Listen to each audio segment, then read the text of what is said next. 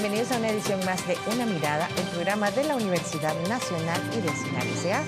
Soy Maribel Quiroz Jara y en esta oportunidad vamos a hablar sobre quién cuida a la niñez en Costa Rica. Un tema bien importante si pensamos que además de que los niños y las niñas pues, son el presente y el futuro del país, en Costa Rica hay cerca de un millón de infantes que están en diferentes formas de cuidado y tal vez algunas de ellas pues no son las más adecuadas. Mucho es lo que podemos hacer como país en esta materia y por eso hoy vamos a abordar este tema. Para hablar de ello nos acompaña Diego Conejo Bolaños, quien es académico e investigador del Instituto de Estudios Interdisciplinarios en Niñez y Adolescencia, INEINA, de la Universidad Nacional. Gracias por estar con nosotros en Una Mirada. Un placer, gracias por la invitación. Además está con nosotros Kenly Garza Sánchez, quien es la presidenta ejecutiva del Patronato Nacional de la Infancia. Bienvenida a Una Mirada. Con todo gusto, Maribel. Saludos. Gracias. Y además está con nosotros Mariano Rosabal Coto, quien es psicólogo clínico y del desarrollo y es profesor jubilado de la Universidad de Costa Rica. Gracias, don Mariano, por estar con nosotros. Un honor, muchas gracias. Bueno, como comentábamos al inicio, el interés de esto es conocer más o menos cuál es la realidad actual del cuidado de la niñez en Costa Rica. ¿Quiénes están asumiendo el cuidado de nuestros niños y niñas en este momento? Maribel, me gustaría saludar a mis colegas, en buena hora compartir este espacio, comentarles que efectivamente, como mencionas, en nuestro país hay poco más de 1.180.000 personas menores de edad. En primera instancia, ¿quién recibe a un niño? Su familia. Su familia es la primera institución llamada a acoger y a garantizar la satisfacción de las necesidades básicas y esenciales que tienen como fin generar un desarrollo integral de las personas menores de edad. Después de este abrigo, de esta socialización primera en el entorno familiar, poco a poco el niño, a medida que crece en su desarrollo evolutivo, va incorporando otros actores como el Ministerio de Educación Pública, la comunidad, centro educativo, la iglesia, cuidadores, por ejemplo. Entonces esa red de cuidado se va haciendo cada vez más amplia. Sí, yo creo que es importante también llamar la atención sobre la inmensa diversidad que existe de los distintos grupos familiares, como decía Kenly, en el sentido de que no todas estas personas y familias cuentan con los mismos recursos. Lamentablemente, por la desigualdad, por la inequidad y por las dificultades económicas que afrontamos como sociedad, una importante cantidad de estas familias lo hace en las condiciones que no son óptimas para el desarrollo infantil. Y si nos tomamos o si tenemos una mirada desde la equidad, es importante tomar en cuenta que todos los niños y todas las niñas de nuestro país cuentan con el mismo derecho de gozar de un ambiente sano, un ambiente estimulante y un ambiente protector. Lamentablemente esto no es así y ahí es donde entramos nosotros también como instituciones públicas encargadas de nivelar esa cancha y creo que es un rol muy importante, ¿verdad? Que tenemos que... Yo le voy a agregar algo a Luis Diego y tal vez suene algo disruptivo, pero en todos esos tejidos que ustedes han mencionado, pues hay que pensar en el gran tejido nacional. Lamentablemente, vivimos en un país que se está fragmentando y que está segmentado. Entonces, a la hora de hablar de cuidado, no podemos partir de una realidad uniforme, como por ejemplo, una dimensión es los tipos de familias, pero también hay una serie de contextos que aceleradamente se ven minados, ¿no? Y lamentablemente en las políticas públicas, desde la trinchera en la que se vaya a trabajar, hay que entender que hay brechas de clase, hay brechas de zona, de condición, hay brechas en cuanto a seguridad, es un tema nuevo, ingente en nuestra infancia, están expuestos y brechas en salud. Entonces, tenemos que pensar qué realidad estamos viendo y en qué realidad vamos a trabajar. Por otro lado, esta es una realidad intervenida mucho desde políticas globalizadas que lamentablemente conforme pasan los años van desarraigándose de la particularidad de nuestro contexto.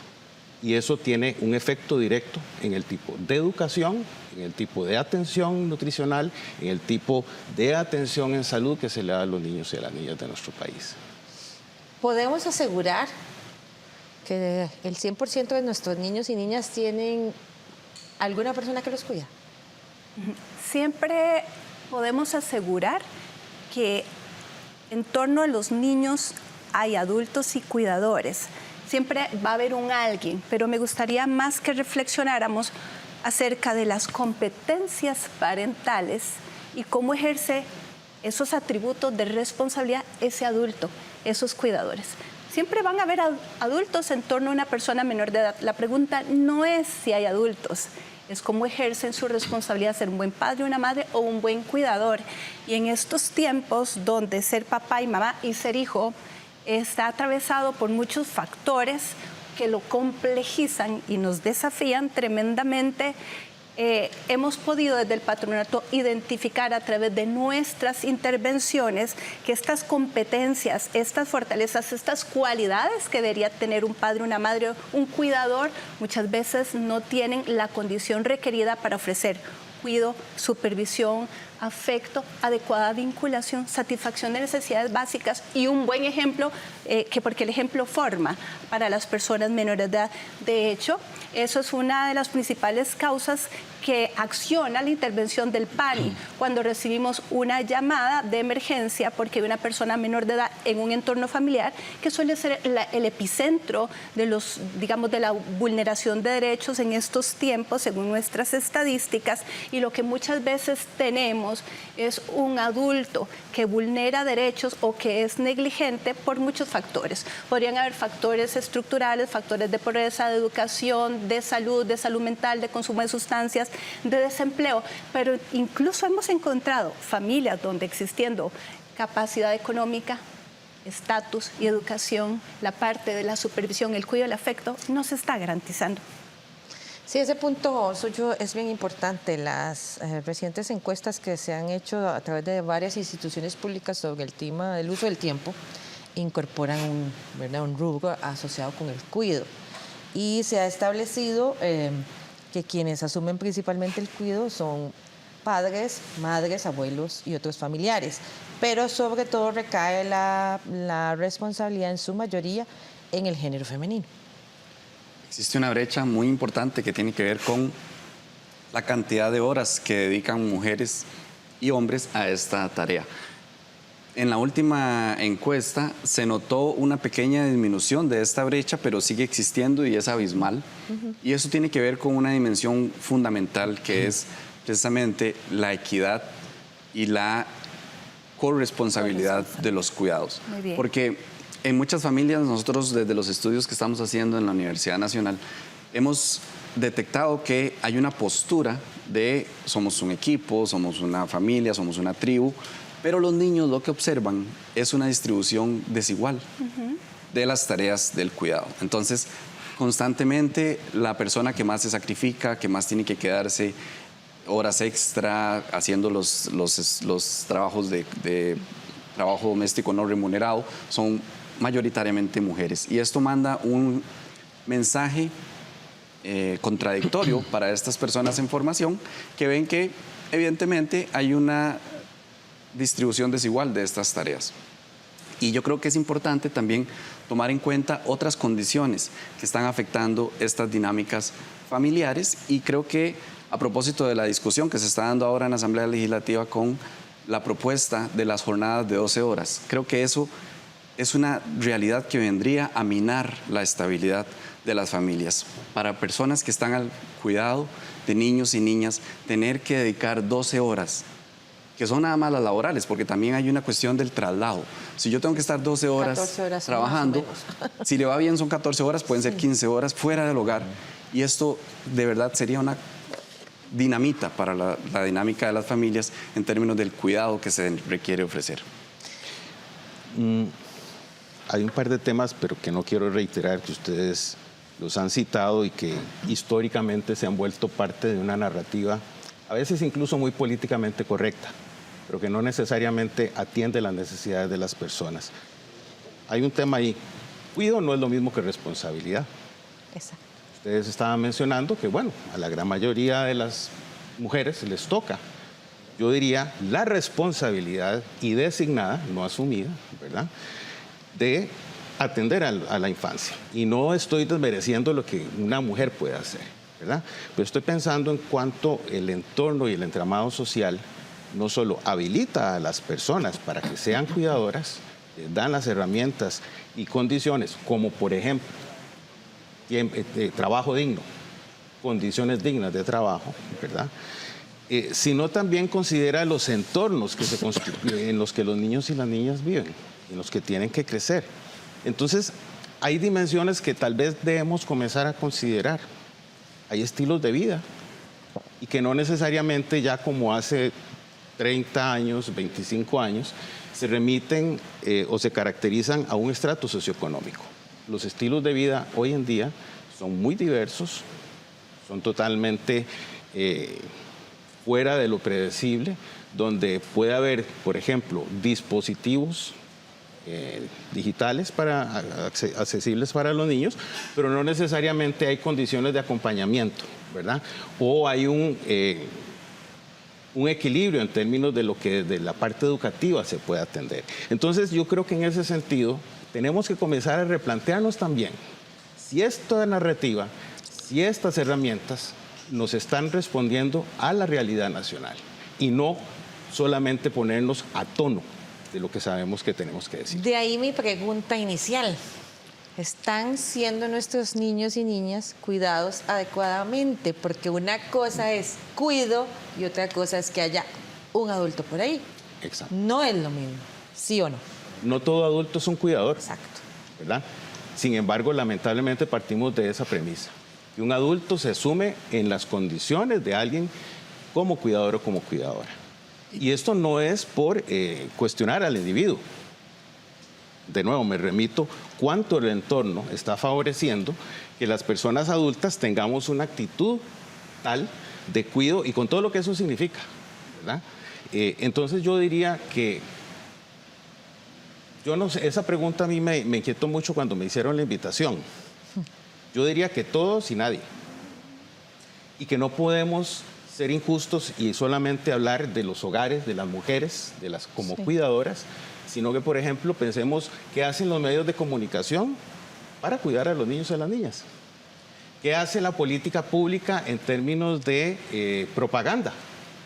En cuanto a la exposición a la que niños y niñas se ven día a día enfrentados por los diferentes medios de comunicación, ¿verdad?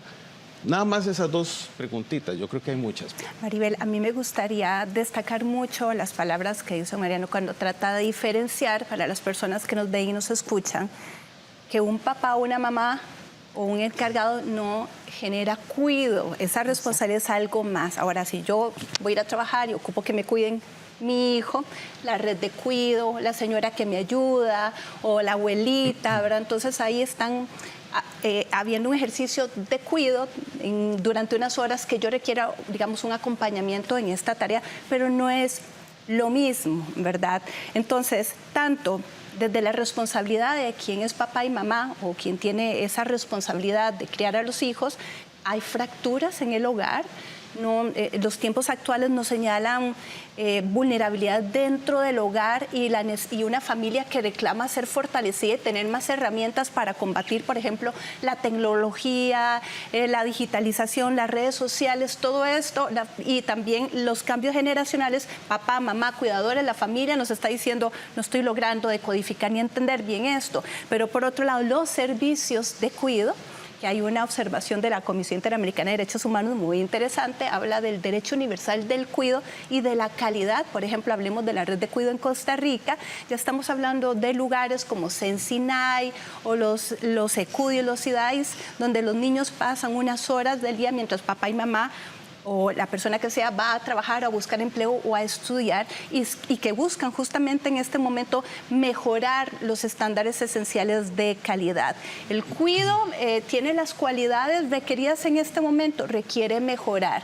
El desarrollo y la protección del menor dentro del entorno familiar es la que debería ser. Las estadísticas del PANI, que en los últimos 3 años rondan un promedio de 130,000 personas menores de edad atendidas por año por situaciones violatorias de derecho. La mayor parte en el entorno familiar nos dicen que algo está sucediendo y no es necesariamente algo bueno. Yo creo que de ahí la importancia del trabajo que se hace desde las instituciones públicas, PANI, Red de Cuido, universidades, de acompañar a las familias en la importante tarea de cuidar a niños y niñas. Porque como ahora decíamos, no es una simple observación o estarlos nada más, tenerlos en la mira, Claro. sino es un trabajo de la comunidad, de la tribu. Y como tal, estas tareas es importante que desde las instituciones las apoyemos con estrategias que sean respetuosas, pero que no caigan en la negligencia, porque hay como estamos en una transición cultural que venimos de modelos sumamente autoritarios, en los cuales la palabra del papá era lo que se hacía y todo el mundo obedecía. Eso lo hemos ido dejando atrás. Pero para algunas familias, lo que nosotros hemos ido escuchando es que hay una especie de limbo, porque entonces la autoridad para ejercerla de manera respetuosa es difícil.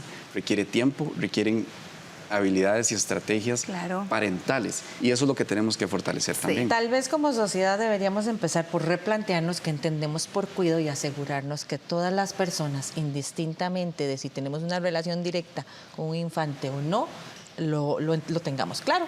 De eso vamos a hablar en el siguiente bloque. Quédese con una mirada que ya regresamos.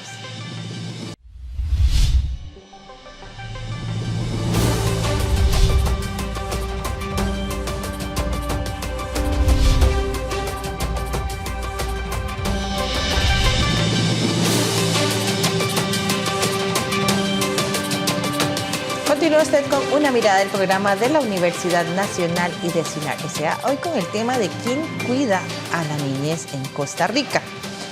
En el bloque anterior habíamos quedado con un tema pendiente, que es precisamente explicar qué condiciones debe tener la atención de los niños y las niñas, porque podemos hablar de un cuidado responsable. Claro que sí. Bueno, nuevamente nos quedamos en las últimas líneas con algunas ideas que planteaba don Mariano acerca de diferenciar el cuidado, y él colocó algunos nombres importantes que a mí me parecen fundamental referir antes de entrar a esas características para un cuidado responsable. Costa Rica debe ser un lugar de cuidado y un lugar amigable con la infancia en general. Eso significa que dejemos de ver a los niños como en algún momento de la historia, esos chiquitos no son míos, ¿verdad? Escucho en una casa vecina gritos, llanto, un chiquito dando vueltas por el barrio. No me meto porque el chiquito no es mío. Ahorita no estamos allí en ese momento de la historia. Todos debemos concebirnos desde la corresponsabilidad y la coadyuvancia que los niños de Costa Rica, incluso no siendo costarricenses, son niños con los cuales estamos vinculados desde una responsabilidad, no importa si son sangre de mi sangre o no, son niños y todos tenemos allí una responsabilidad, y ese es uno de los principales atributos, la responsabilidad. Y cuando dijiste atención, eso es otro elemento importante. Si vamos a trabajar con niños generando cuidado o haciéndonos cargo, tener una atención plena sobre ellos y sus necesidades, y escucharlos y verlos como personas con derechos fundamentales, no como propiedad de los adultos o sin escuchar su voz, también es un elemento importante que marca una gran diferencia de este momento actual de otros momentos de la historia donde los adultos definían y tomaban todas las decisiones, incluso cuando estas podrían ser incorrectas. Me gustaría también agregar de lo que comentaba doña Kenley, que esta responsabilidad, que debe ser compartida, a nivel de las familias también pone un peso muy importante en estas personas que están ejerciendo este rol. Y, por ejemplo, nosotros hemos detectado con el trabajo que realizamos con las familias que hay consecuencias, por ejemplo, del estrés parental que experimentan estas personas por una serie de presiones económicas, presiones del manejo del tiempo, presiones que tienen que ver con cómo gestionar estas tareas y estas dinámicas de cuidado de una manera tal que esté acorde con lo que se solicita por parte de la sociedad, por parte del sistema educativo, por parte de Costa Rica como un todo, pero también con el autocuidado que requieren las personas que están ejerciendo estas tareas. Es decir, las personas, mamás, papás, abuelas, tíos y demás personas que están en estos roles, también tienen que autocuidarse y tienen que dedicar un espacio para su salud mental, para su recreación, porque ciertamente estas tareas son demandantes, generan mucho estrés, generan un costo a nivel de la vida personal de estos individuos, y yo creo que eso también es importante, que estas personas puedan tener acceso a esos recursos para que estas tareas no vengan al costo de la salud mental o del bienestar de otras personas, porque entonces no sería ético, ¿verdad? Sería recargar a una persona para asegurar el cuidado de otra persona. Claro. Perdón, hay algo que me queda dando vueltas y me sigue preocupando. En esta narrativa tendemos a depositarle al individuo la responsabilidad de autocuidado, de tener destrezas y habilidades parentales. Lamentablemente, la infancia está siendo desfinanciada. Entonces no podemos hacer estas discusiones ignorando lo que está sucediendo. Progresivamente, los programas de atención, de cuidado, no voy a entrar en detalles, eso es conocido de todo el mundo, ¿verdad? Están siendo desfinanciados, y progresivamente.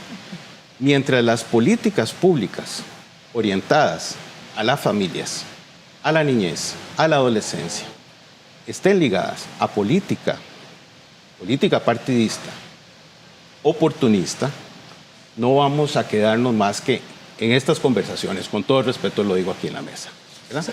¿Por qué? Vámonos a la calle. Tenemos mamás estresadas, claro. En la Universidad de Costa Rica estuvimos investigando algunos, mediante unas tesis, el estrés parental, que además es un fenómeno como más ubicado en ciertos estratos socioeconómicos. El que se estudia, ¿verdad? Cuando la parentalidad se ha vuelto también una suerte de mercancía con la que muchísimas personas lucran. Atajando papás y mamás que están estresados, enseñándoles a amamantar, ayudándoles a que los niños aprendan a dormir, etcétera, ¿verdad? Pero ¿qué pasa en la mayoría de la población? No son la clase media. La mayoría de la población ni siquiera tienen chance de darse cuenta si están estresados, y menos darse el lujo de ir a pedir una cita a Levi's y decirle, vea señora, necesito una cita a psicología porque no puedo más con mi hijo. Con ¿verdad? usted coincide, Mariano, Esteban Durán Delgado, quien también es psicólogo y quien investigó cómo enfrentan el cuidado las familias costarricenses más vulnerables, y descubrió que la mayoría carecen de una ayuda estatal o de un apoyo familiar o comunitario adecuado.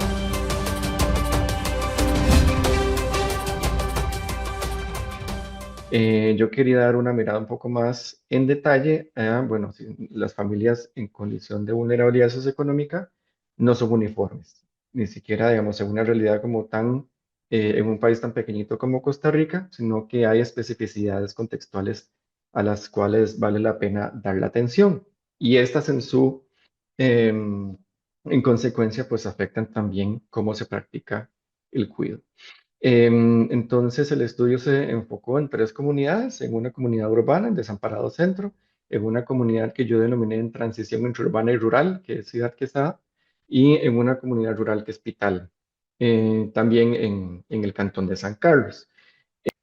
Básicamente lo que encontramos fueron diferencias importantes en qué tan grandes son las redes de cuidado, y también otros factores contextuales que afectan la forma en que se practica el cuidado. Cuando hablamos de redes de cuidado, estamos haciendo referencia a cuáles son las personas que tienen algún grado de responsabilidad o que participan activamente en el cuidado y el desarrollo de un niño o una niña. Entonces, aquí no estamos hablando solamente, digamos, de las personas encargadas o padres y madres, sino todas las personas del mundo social de los niños y la niña. Y esta es, digamos, la gran diferencia. Una de las grandes diferencias es que hay grupos, digamos, o redes de cuidado que son un poco más grandes y más nutridas, ¿no? Podríamos decir que el niño y la niña pues tienen contacto con un número importante de personas, y luego otras soluciones de cuidado donde básicamente son eh, una madre y uno o varios niños y niñas, ¿verdad? Entonces esto va a marcar una gran diferencia, digamos, estas diferencias en el mundo social de los niños y las niñas. Claramente las familias migrantes son las que tienen redes de cuidado muchísimo más pequeñas, ¿verdad?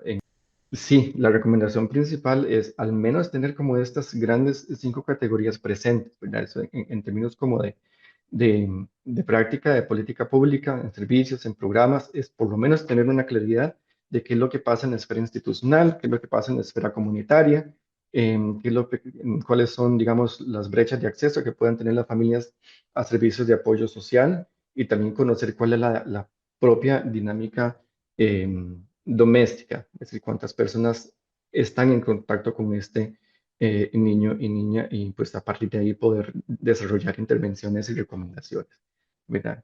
Sobre todo lo más importante es identificar los escenarios de elevado riesgo para hacer intervenciones muchísimo más dirigidas.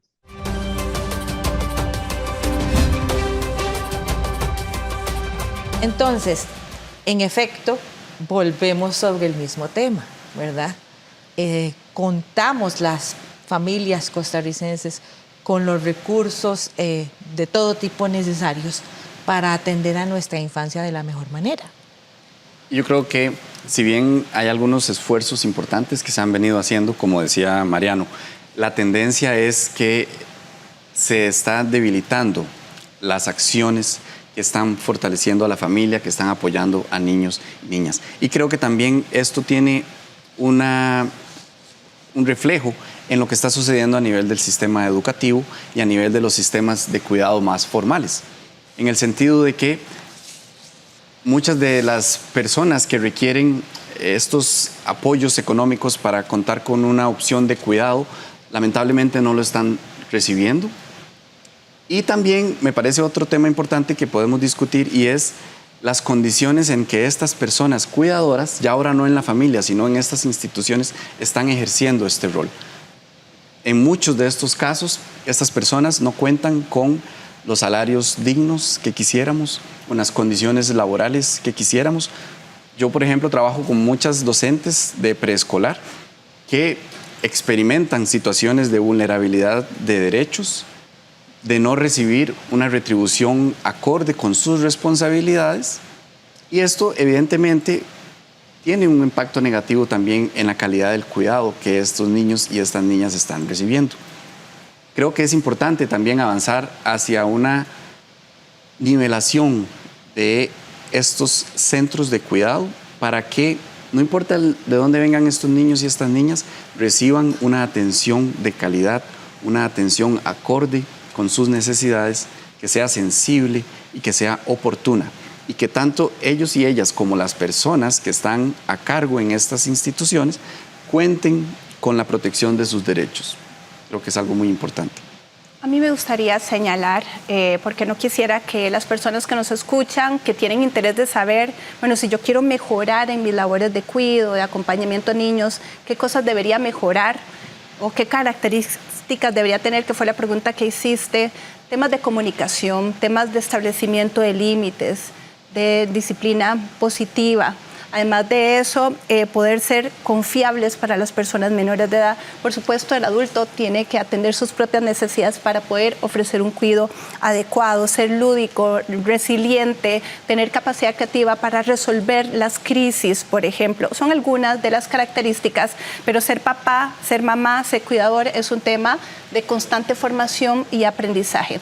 En relación a esto, por lo menos desde el Patronato Nacional de la Infancia, me gustaría destacar que año con año más de 4.000 padres de familia o adultos responsables de niños trabajan en nuestros procesos de academia de crianza que actualmente están siendo fortalecidos y revisados para fortalecer tanto el tema de las competencias parentales como aquellas cosas que en nuestra radiografía nos indican los papás y las madres también, los abuelos, por ejemplo, están teniendo dificultades de gestionar con las personas menores de edad, mucho en la adolescencia. Justamente en Heredia, por ejemplo, por estos días tenemos un taller de formación para padres primerizos, justamente involucrando otras figuras que tradicionalmente han estado más desdibujadas de los entornos de desarrollo y de cuidado, incorporando a los padres de familia. Tenemos también, para fortalecer a la familia en coadyuvancia con el Ministerio de Educación Pública, la identificación de personas menores de edad que tienen elementos de vulnerabilidad entre los 6 y los 12 años, y los trabajamos en los centros de intervención temprana y trabajamos con 900 niños al año tratando de revertir esas brechas de vulnerabilidad para evitar que se constituyan en una denuncia más. Además de eso, en aquellos casos de adolescentes madres, un fenómeno, una problemática social que ojalá pudiéramos erradicar en nuestro país. Trabajamos con esas madres que no han terminado su propio desarrollo evolutivo y ya enfrentan la responsabilidad de hacerse cargo de otra persona pequeñita. Trabajamos con ellos en procesos psicosociales y además de eso, para que no reviertan o no vean truncado un proyecto de vida, acompañamos socioeconómicamente para que no egresen del sistema educativo. Para dar un ejemplo, pero tienen razón ambos, esto todavía no es suficiente. No, definitivamente no es suficiente porque tenemos 40.000 reportes de menores víctimas de algún tipo de abuso en el 2024. Solo el PANI recibió 30.000 denuncias el año pasado y sabemos de muchas situaciones que han sido denunciadas que no han tenido una adecuada atención y terminan en la muerte del menor. Entonces es ahí donde una se pregunta, ¿en qué estamos fallando? Porque como decía don Mariano, también tenemos un problema de que poco a poco el sistema educativo y de cuidado en general en todas sus diferentes instancias ha sido desfinanciado paulatinamente. Al respecto, hay algo interesante que me mueve escuchando a doña Kemly.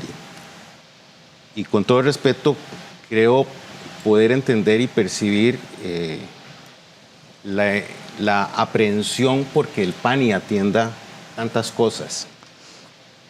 Hay 10 instituciones aparte del PANI responsables de la atención de la infancia en este país. Yo creo que el PANI tiene que revisarse, no tiene que permitir que sea sobrecargado, porque además no es solo la bandera de la protección de los derechos de los niños. Instituto Mixto de Ayuda Social, CENSINAE, MEP, Ministerio de Salud, Ministerio de Trabajo, INAMU, Caja Costarricense de Seguro Social, DINADECO, municipalidades. ¿Qué pasa con todas esas instituciones? Las comunidades y las escuelas. Las comunidades, las escuelas, como dije, los barrios están... muchísimos entornos. Entonces, yo creo que también es importante descargar y que la institución no se deje recargar, muchas veces con intenciones propagandísticas, y que se devele la problemática real de la infancia. Está desfinanciándose la salud, la educación, la atención a infancia. La red de cuidado en Costa Rica ha experimentado una reducción de cobertura de 8.8% en el estado de la nación en el 23. Y se registra una disminución al 10% al 24%. Estamos en el 25, vamos para el 26. Entonces yo creo que es importante hablar de todo esto. Y las personas en medio, lo peor de todo es que mientras estamos hablando, las personas están viviendo tal vez los casos que doña Kemly está citando, lo que ha dicho Luis Diego, y otros que ni siquiera nos imaginamos. Entonces yo creo que también las instituciones y estos foros tienen una responsabilidad mayor de solamente generar discusiones. ¿Verdad? Sí, exacto. Y yo creo que estas medidas que se están tomando y que se deben tomar tienen que gozar también de una comunicación entre las distintas instituciones y los distintos entes. Por ejemplo, el importante problema que mencionaba doña Kemly con el embarazo adolescente, nosotros habíamos visto cómo las guías de acompañamiento de la afectividad y la sexualidad del MEP venían correlacionando con una disminución de esta problemática. Sin embargo, lamentablemente fueron retiradas y esto va a dejar el tema del embarazo adolescente descubierto de una propuesta concreta que se les esté ofreciendo a los niños y las niñas. Porque hay un tema de la información, hay un tema de la educación, que es a lo que tenemos que apostar. Y lo hemos venido viendo con los diferentes esfuerzos que se han hecho, pero que lamentablemente hay ciertos retrocesos que es importante reconocer y que debe encendernos las alarmas. Definitivamente la educación sexual es un tema que se tiene que fortalecer, al cual tenemos que volver y en el cual tenemos datos y evidencia que apunta que es positivo y que viene en favor de los derechos de la infancia. No es cierto que los va a bombardear con información que no es relevante o que los va a poner en riesgo. Eso está claramente demostrado en la evidencia que tenemos. Yo no podría estar más de acuerdo con lo que dicen mis dos colegas en el sentido de que casi siempre se ve el patronato como omnipresente y unilateralmente el único responsable de la niñez y la adolescencia, cuando por supuesto tiene que ver con muchas otras instituciones y otras facetas que involucran otros sectores incluso de la sociedad. Y hay hay una costumbre, una tendencia a responsabilizarse absolutamente al PANI de todo esto. Esto ha generado, con el devenir de los tiempos, que al PANI se le endosen unas responsabilidades o incluso se aprueben leyes que le otorgan nuevas obligaciones, violando todo principio de equilibrio presupuestario, porque no viene acompañado de más recursos ni talento humano, y con lo mismo que tenga, enfrente lo que pueda. En el PANI hay 1.600 funcionarios. Ahorita estamos tratando de codificar cómo hacerle frente al Código Procesal de Familia, con unas nuevas obligaciones que involucran obligaciones para el PANI en horarios donde ni siquiera el PANI trabaja, con perfiles profesionales que ni siquiera existen. Entonces, sí, es decir, si queremos una institución eficiente y que esté en el momento que se le requiere dando la respuesta, tenemos que poder ver cuál es la trinchera y poder identificar las otras partes que forman parte de la tarea de velar por la garantía de derechos. Pero además de eso, debe haber mucha responsabilidad de parte de todos los poderes del Estado, porque también hace poco denuncié cómo los albergues del PANI tenemos personas menores de edad en conflicto con la ley, envías con una orden judicial para albergues y el PANI funcionando o pretendiendo que funcione como un penal juvenil, ¿verdad? Entonces, efectivamente, el PANI tiene unas obligaciones dictadas por la Constitución política, pero también hay humanos que sostienen la institución, y hablar de materia de niñez y adolescencia, tal como lo dicta la Política Nacional de Niñez y Adolescencia, que habla de corresponsabilidad y coadyuvancia desde el año pasado, con una duración de 12 años, se ocupa la aparición de algunos actores que suelen señalar, pero no suelen hacerse presentes. Es que ese es el punto, como mencionaban ustedes anteriormente. Aquí de lo que se trata es que tenemos que trabajar en el fortalecimiento real de la red de cuidado nacional, que involucra múltiples actores y en el que de una forma todos y todas somos responsables, porque como decía don Mariano, al final los que están ahí en el medio, mientras nosotros estamos hablando de este tema, son nuestros niños y niñas que no están recibiendo el cuidado que merecen y que son víctimas de situaciones de violencia de todo tipo. Vamos a ir a una pausa, quédese con una mirada, ya regresamos.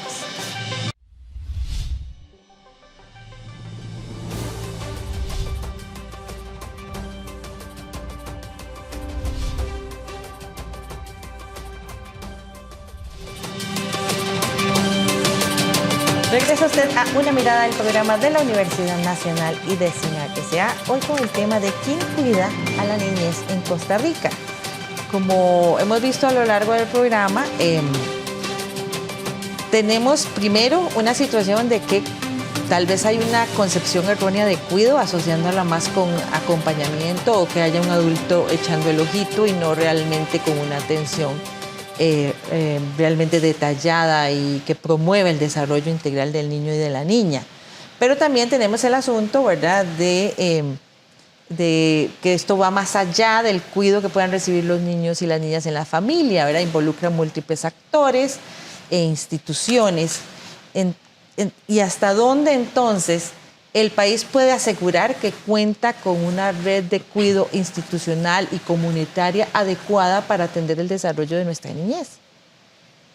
Yo creo que acá también entra en evidencia cuál es la posición que nosotros tenemos como sociedad. ¿Qué es qué vamos a tener en el centro?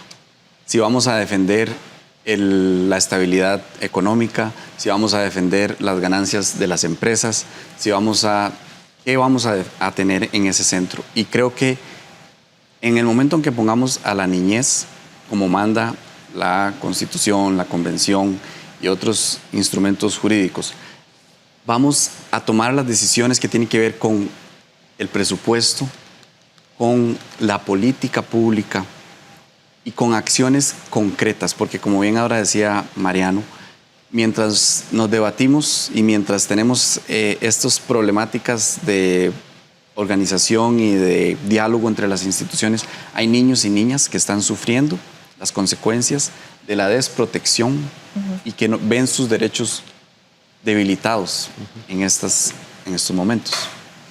Sí, con usted coincide Oscar Valverde Cerros, quien es el director ejecutivo de Paniamor. Él comentó a Una Mirada que aunque el Estado costarricense tiene un sistema integral de cuidado, carece de plazas suficientes y de recursos para atender a todos los niños y niñas que están en situación vulnerable, lo que impide a las familias que madres y padres accedan al mundo laboral, pues deben ver cómo resuelven el tema del cuidado de sus pequeños.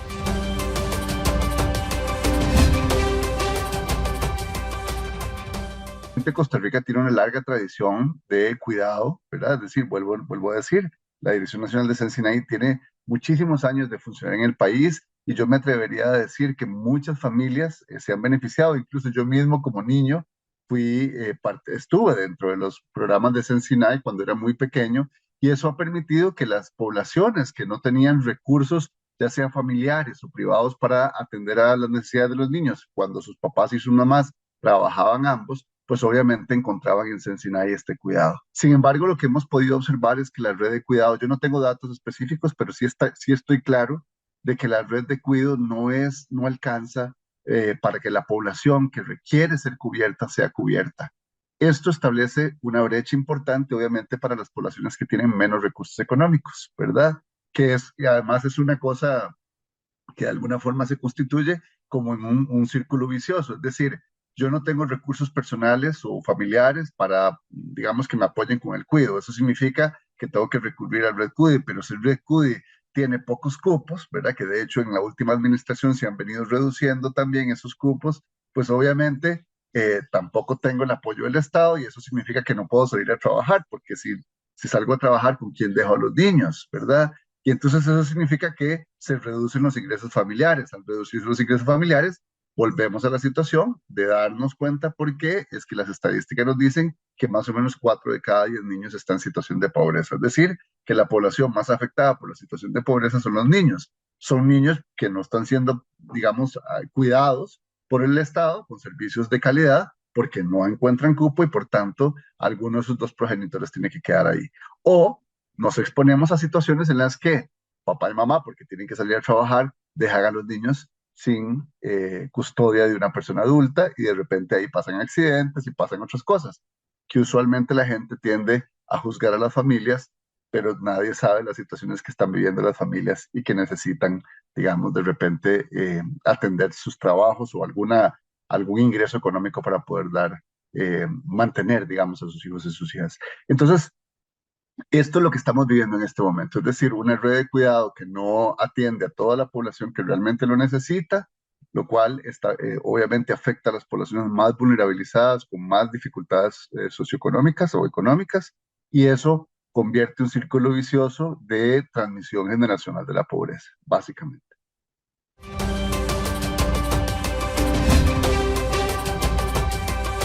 Entonces, tal vez inicialmente podríamos hablar sobre cómo fortalecer precisamente esas políticas públicas asociadas con la crianza. Hay algo que me parece que es un tema sobre el cual yo, por más de 30 años, siempre hice campaña, y es el rol, y digo esto porque es uno de tantos, ¿verdad? El rol de la investigación, por ejemplo. Sí. La investigación que se hace en las universidades, la investigación que se puede recibir, digamos, de ONGs, que sirva no solo para conocer y describir la realidad que tenemos, sino para profundizarla, mejorarla, pero además para el monitoreo y la validación de las políticas que se están aplicando. Porque de lo contrario, puede suceder, como usualmente pasa, que se hacen grandes inversiones, hay un proyecto del gobierno de turno, ¿verdad? Se invierten millones, se transforman estructuras, a veces hasta leyes, y no necesariamente se mide el impacto. Y lamentablemente la política, entonces, de lo que hablamos ahora, la política sobre los niños, las niñas, los adolescentes y las adolescentes, termina siendo una bola en una mejenga, ¿verdad? Que no necesariamente tiene una dirección establecida. Y algo que me surgía ahorita escuchándoles hace un momentito, también que es importante, y esto retrotrae la conversación a un nivel quizás más macro, pero que en este momento el país seriamente tiene que enfrentar.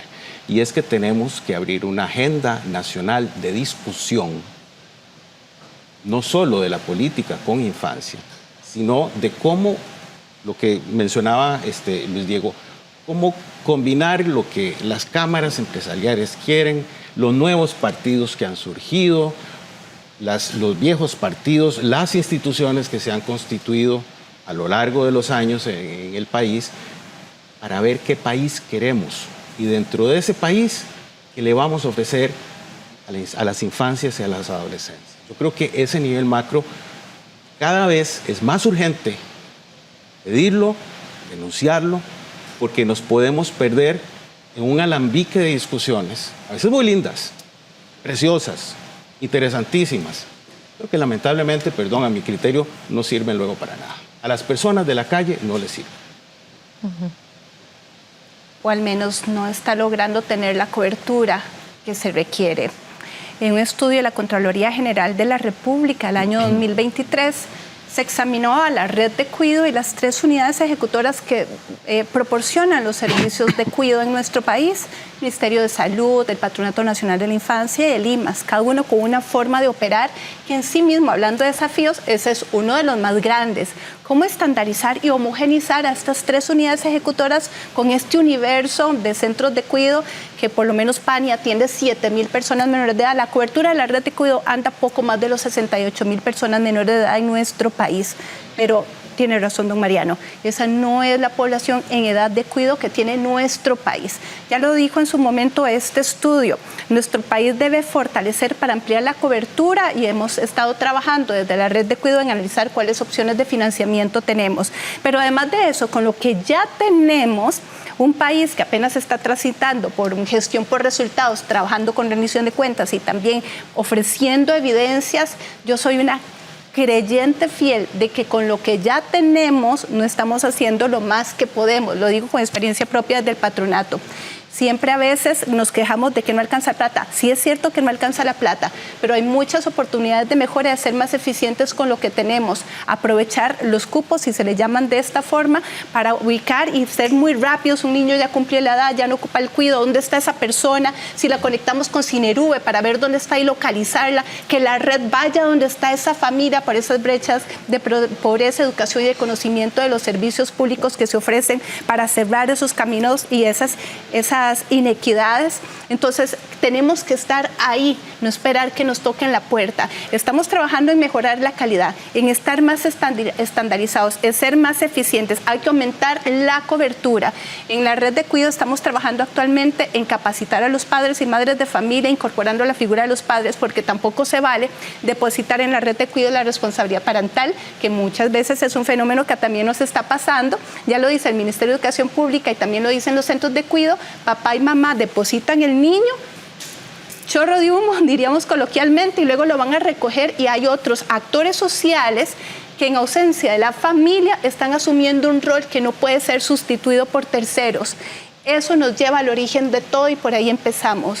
Claro que sí, dejar de hablar, y pasar más a la acción. Pero también, ¿cuál es el origen de todo esto? El origen es la familia. Ojalá el Estado solo interviniera cuando realmente es requerido en términos de protección, pero ocupamos ir al origen de todo, y está la institución primera, y la familia, igual que el PANI, no lo puede hacer solo. No, definitivamente el país tiene que trabajar en un programa, va más allá de una campañita en redes más allá de eso. Es como la pomada canaria ahora, para promover una crianza responsable. O sea, los niños y niñas están en sus casas, con sus familias. Y desde ahí, esos adultos o esas personas que están a su alrededor, que no siempre son adultos, a veces son niños cuidando a niños, ¿verdad? Adolescentes. Sí. Tengan la conciencia de la gran responsabilidad que tienen en la crianza y cuidado de esa persona menor de edad, y cuál debería y contar por lo menos con las herramientas básicas para poder ofrecer un cuidado responsable, porque evidentemente tener a un niño pegado a un celular 24/7 pues no es la solución. En el siglo XX le llamaban la chupeta electrónica y se asociaba más al televisor. Ahora solo migró de dispositivo. Pero sí, esto debe ser un asunto que se tiene que ser abordado como país, ¿verdad? Con un respaldo efectivo desde políticas, financiamiento y demás, de manera que podamos llegar a esa comunidad de personas, ¿verdad? Para que desarrollen esas habilidades que se requiere para atender a un niño o una niña de forma adecuada. Maribel, quería apuntar algo en relación a esto. Tal vez suene muy atrevido o algo delirante, ¿no?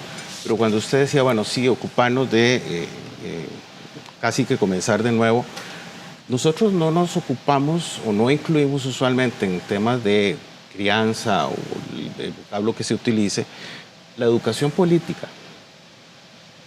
A los niños y a las niñas los cuidamos para que, ok, vayan y cumplan con aquello, pero nosotros no educamos a la gente, a nuestros hijos, me da culpa también, en relación a qué país quieren, en relación a cómo cuidar el país que tenemos, cómo no perderlo.